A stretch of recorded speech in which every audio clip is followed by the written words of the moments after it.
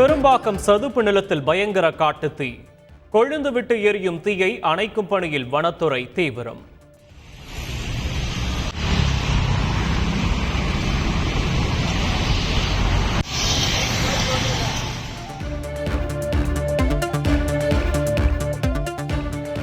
கன்னியாகுமரியில் உள்ள விவேகானந்தர் மண்டபத்திற்கு படகில் சென்று தியானத்தில் அமர்ந்தார் பிரதமர் மோடி. கடலுக்கு நடுவே 3 நாள் தவம் மேற்கொள்ளும் நிலையில் உச்சகட்ட பாதுகாப்பு.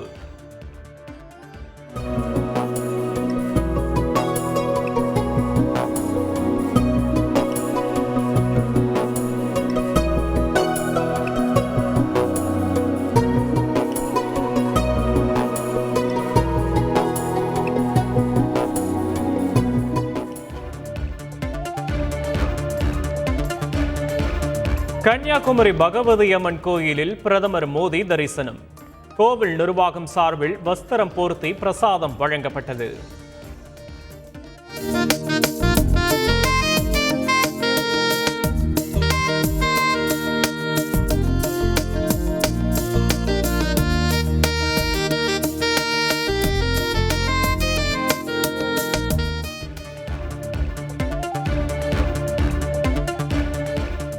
நாட்டின் முக்கிய பிரச்சனைகளிலிருந்து மக்களை திசை திருப்ப பாஜகவும் பிரதமர் மோடியும் முயற்சி.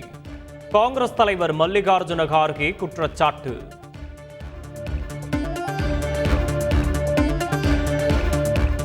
புதுக்கோட்டை மாவட்டம் திருமயம்கோட்டை பைரவர் கோயிலில் மத்திய அமைச்சர் அமித்ஷா சாமி தரிசனம்.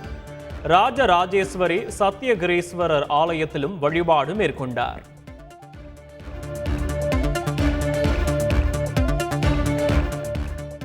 நமது மரபணுவிலேயே சனாதன தர்மம் நிறைந்துள்ளது. சனாதனத்தை வெகு விமர்சையாக கொண்டாடும் நாள் வெகு தொலைவில் இல்லை என்று ஆளுநர் RN ரவி பேச்சு.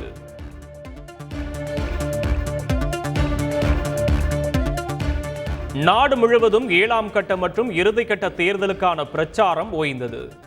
57 மக்களவை தொகுதிகளில் வாக்குப்பதிவுக்கான ஏற்பாடுகளை தீவிரப்படுத்தியது தேர்தல் ஆணையம்.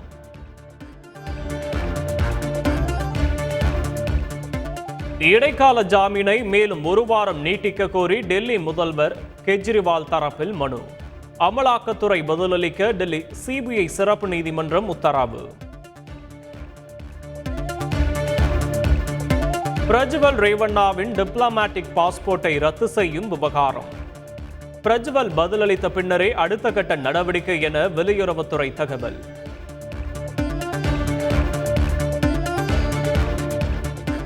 ஜம்மு பூஞ்ச் நெடுஞ்சாலையில் பள்ளத்தாக்கில் பேருந்து கவிழ்ந்து கோர விபத்து. 22 பேர் உயிரிழந்த சோகம்.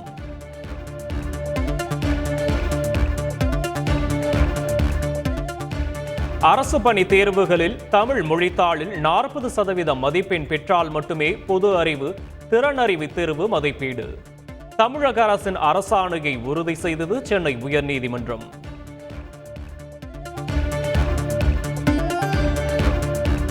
அதிமுக அணைய போகும் விளக்கு என்பதால் பிரகாசமாக எரிவதாக பாஜக மாநில தலைவர் அண்ணாமலை விமர்சனம். ஜூன் 4ஆம் தேதிக்கு பின் அதிமுக எங்கு இருக்கிறது என்பதை பொறுத்திருந்து பார்ப்போம் என்றும் தாக்கு.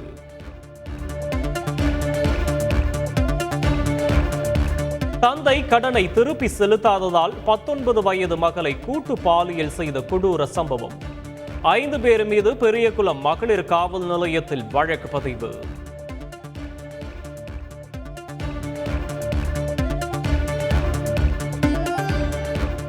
சென்னையில் IPS அதிகாரி போன்றே ஃபேஸ்புக்கில் சாட் செய்து பணம் பறிக்க முயற்சி. உஷாராக இருக்குமாறு சைபர் கிரைம் போலீசார் எச்சரிக்கை.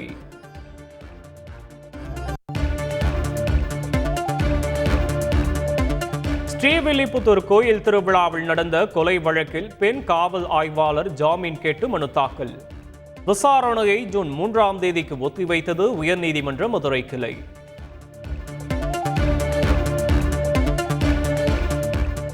சென்னையில் 4 பேர் கொண்ட கும்பலால் துணை நடிகை பாலியல் வன்கொடுமைக்கு ஆளாக்கப்பட்ட கொடூரம்.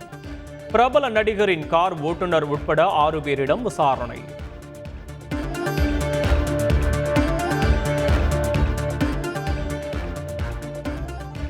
தொழிலாளர் வருங்கால வைப்பு நிதி பாக்கி தொடர்பான வழக்கில் தனி நீதிபதி உத்தரவை எதிர்த்து அண்ணா பல்கலைக்கழகம் மேல்முறையீடு. விசாரணையை ஜூன் 5ஆம் தேதிக்கு ஒத்திவைத்தது சென்னை உயர்நீதிமன்றம்.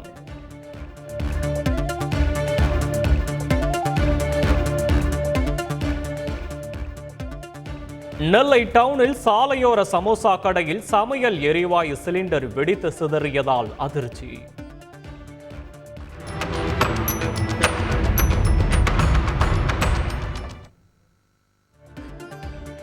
கூடியிருந்த மக்கள் தலைதெறிக்க ஓட்டம். காயமடைந்த 6 பேர் மருத்துவமனையில் அனுமதி.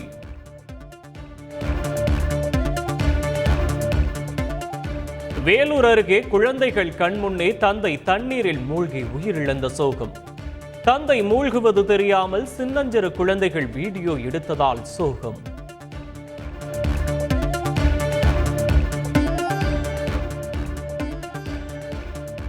சென்னை திருவல்லிக்கேணியில் டீ கடையில் கேலி செய்த இளைஞர் மீது கொதிக்கும் பாலை ஊற்றிய பெண்ணால் பரபரப்பு.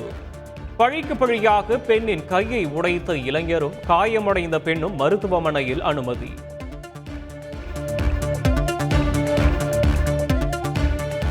தெலங்கானாவில் போலீசாருடன் வாக்குவாதத்தில் ஈடுபட்ட நடிகை Nivetha Pethuraj. I can't open the trunk, sir. Madam, please. డిక్కీ ఓపెన్ చేసి మా పని మేము చేసుకుంటాం. Why are you recording? Huh? Why are you guys recording? Video உண்மையா அல்லது புது படத்திற்கு ப்ரமோஷனா என இணையதளத்தில் ரசிகர்கள் கருத்து மோதல்.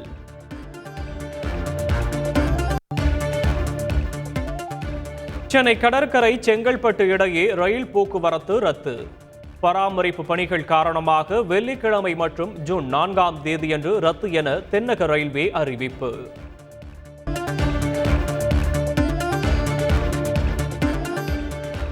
பார்சல் உணவை பாத்திரத்தில் தர மறுத்த ஹோட்டலுக்கு எதிராக தம்பியுடன் சிறுவன் தர்ணா. பாத்திரத்தில் பார்சல் கேட்டால் கொடுக்க வேண்டும் என உணவு பாதுகாப்புத்துறை அதிகாரிகள் அதிரடி.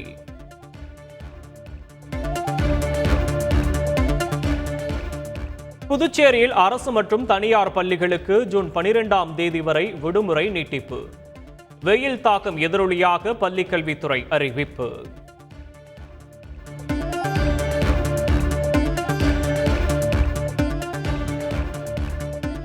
மயிலாடுதுறை ஆதீன மடத்தில் பட்டண பிரவேச விழா தொடக்கம். 27வது குருமகா சன்னிதானத்தை சிவிகை பல்லக்கில் தூக்கிச் சென்ற பக்தர்கள்.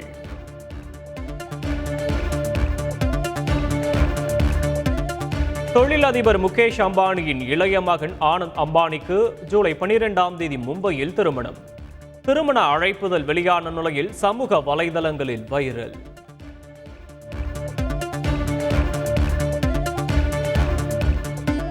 தமிழ்நாட்டில் வரும் 1ஆம் தேதியிலிருந்து 3ஆம் தேதி வரை கனமழைக்கு வாய்ப்பு. தென் தமிழகத்தின் சில பகுதிகளில் தென்மேற்கு பருவமழை தொடங்கி உள்ளதாகவும் வானிலை ஆய்வு மையம் தகவல்.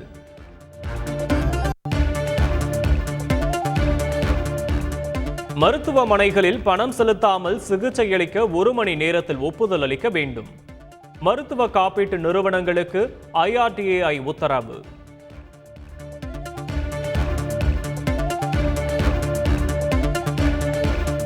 யாழ்ப்பாணத்தில் இலங்கை இராணுவத்தை கண்டித்து தமிழ் அமைப்புகள் போராட்டம். தமிழர் நிலங்களை இலங்கை இராணுவம் அபகரிப்பதாக குற்றச்சாட்டு.